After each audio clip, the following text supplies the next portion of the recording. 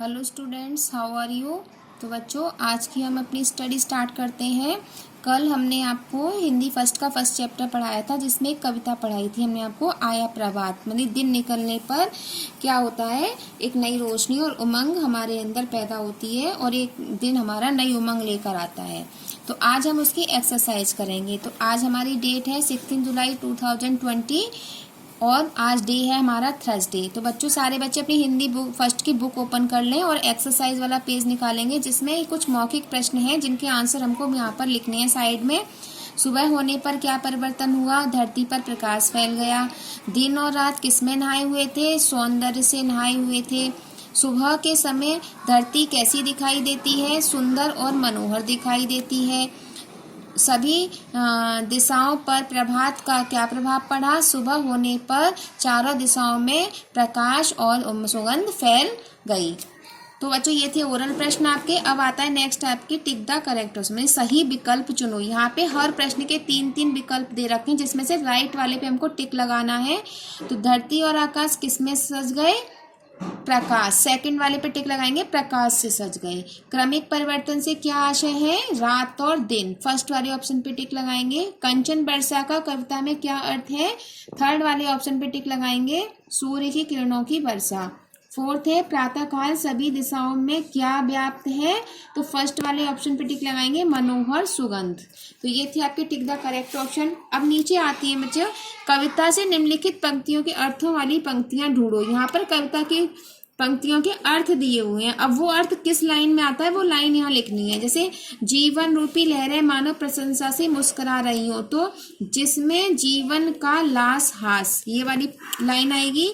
जिसमें जीवन अथवा संसार का प्रकाश समाया हुआ है, तो जिसमें भव की द्युति का प्रसार, ये आएगा इसमें।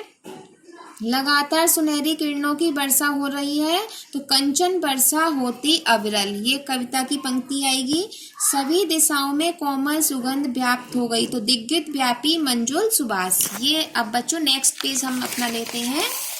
अब यहाँ पे हमको ये दिए गए शब्दों के 2-2 पर्यायवाची शब्द लिखने हैं, जिसमें फर्स्ट के तो यहाँ लिख रखे हैं ऑलरेडी। अब सेकंड है हमारा पृथ्वी, तो पृथ्वी के 2 पर्यायवाची धरा और भूमि।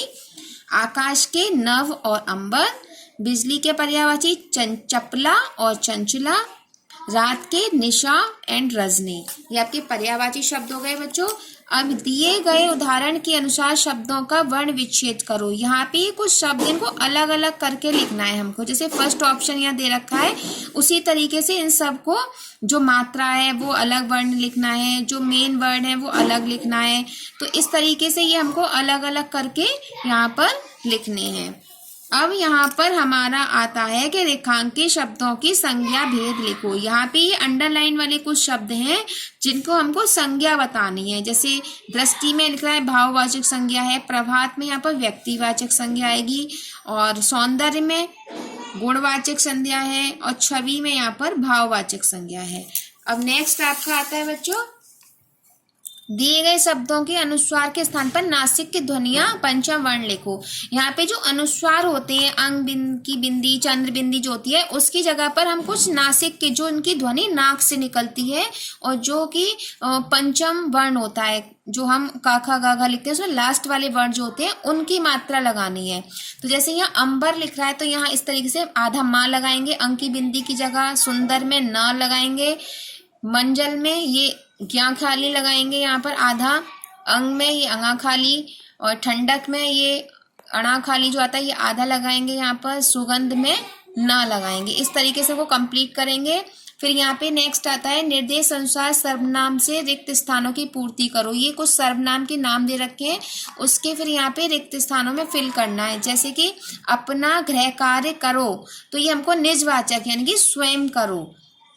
टीचर पर चिपका है, ये हमको अनिश्चयवाचक कुछ चिपका है। दीवार पर कुछ चिपका है। तुम लोग अब तक क्या कर रहे थे, ये प्रश्नवाचक सर्वनाम है। और किसकी पुस्तक है, जिसकी पुस्तक है उसको बुलाओ, ये संबंधवाचक है। इसे वहां रख दो, ये निश्चयवाचक है। इस तरीके से आप अपनी एक्सरसाइज कंप्लीट करेंगे बच्चों, और बुक को अच्छे से सुंदर सुंदर राइटिंग में फिल करेंगे। तो बच्चों, आज का वर्क इतना ही। कल फिर मिलेंगे नए वर्क के साथ। तब तक के लिए धन्यवाद।